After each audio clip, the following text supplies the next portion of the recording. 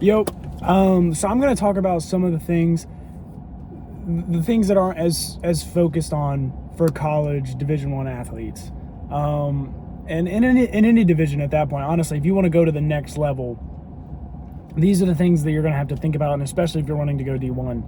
A lot of the cool things is the gear, it's the teammates, it's the friends and stuff like that. But especially, it's the things that they tell you about, but you don't think about, and you go with. And a lot of people aren't strong enough to keep up with it. And this is just a heads up for a lot of people who can kind of avoid that before they get there and kind of make their decision if they really want to do this. A lot of the things can be traveling. This weekend, it is Sunday, and Wednesday we're leaving for a track meet on Friday and Saturday, and it's a 7.5-hour bus ride, maybe later, because that's just how long it is if we go nonstop. And are you going to be okay with being on a bus for 8 hours? You know what I mean? And getting there, for track specifically, I do multiple events, so I might be getting up there, and I think probably doing some sort of jump, some sort of hurdling, getting me ready for the decathlon this year. But for most people who are sprinters, they're going up there for a 6-second race if they're doing super well. If they're doing really, really well, maybe 2 or 3 6-second races. Are you going to be okay with being on a bus for 8 hours, training weekly, weights constantly, and getting up there? And are you going to be okay during injuries? The last meet we went to, I had a slight pull in my groin, and I got taken out of the meet entirely. And so I've been working on myself the last 2 weeks, and thankfully with the trainers, I've been able to be back. It's just stuff like that, where I didn't know how long I was going to be out. Thankfully, it wasn't long at all. But are you going to be okay with coming back from injuries? There are people on this team that have not competed in 2 years because of injuries. And there's been people who've competed every meet in the last 2 years because they're fine. Like, are you going to be okay with the constant traveling? And are you going to be okay with staying in a hotel for 4 days and waking up one morning and going, dang, I'm in North Carolina today? And then next weekend, here's a good example. Last weekend we're in South Carolina. This weekend we're in North Carolina. Next weekend we're in Birmingham. And then we have 3 weeks off, and then we're South South Alabama. So like we're down in Mobile. And then I think the next one is Auburn. Outdoor isn't as crazy, but we're going to be going to Penn Relays too. So we're getting on a flight and then going, I think 2 weeks later, we're at Lafayette. So it's another 7-hour ride. We're traveling week in and week out. And are you going to be okay with the traveling? Are you going to be okay with missing class and having to stay on top of it? It's a stressful life, man, because like you're not just going and you get an excuse from classes. I got quizzes Friday. I'm not going to be here to take them, but I'm going to have to make them up when I get back. Like, I'm going to have to get back, get with my teachers, and maybe take that quiz on Tuesday and then take another quiz that Friday. I can't because we got to meet. So maybe I'll take a quiz this next Tuesday and then come back around and take a quiz again that Tuesday. And then eventually it's going to fall in a week where we don't have a meet. So I'm taking a quiz Tuesday and then Friday. And it's a lot. And are you going to be okay with that? Are you going to be okay with devoting? I devote a day, like a full scheduled day. I'm devoting about 4.5, maybe 5 hours to track. Yeah. On a full day, maybe 5 hours to track, maybe another 30 or 45 minutes with treatment on the days that I go and get recovered, go up there and get stretched out, or if there's something bothering me, they deal with it and help me so that it's not bothering me and prevent injuries.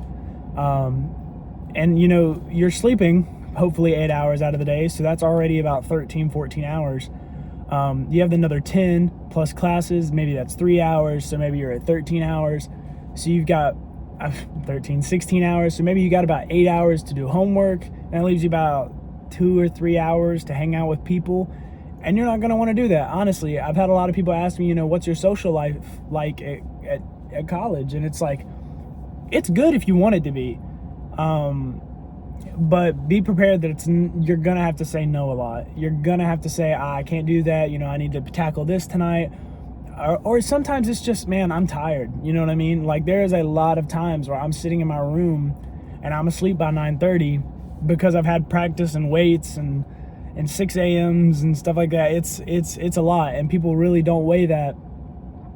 And I really want to stop people from going to college and letting down coaches and even letting down their teammates and leaving. You know what I mean? Because they're like, I just can't do it anymore.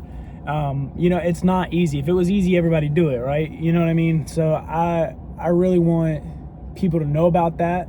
I plan to do a day in the life eventually, you know, just to be like, this is what my day looks like as a track athlete, just to give some insight. I'll probably do a travel. I'll do a travel vlog for us going up to North Carolina.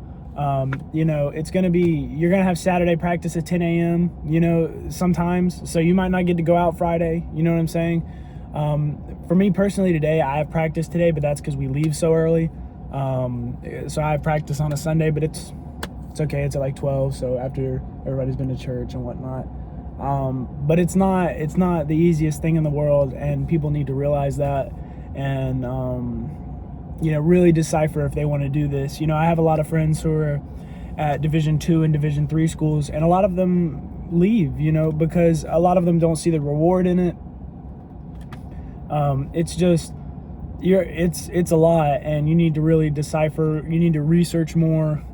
You know, because luckily for me, I wanted to do this. Like, I really wanted to do this.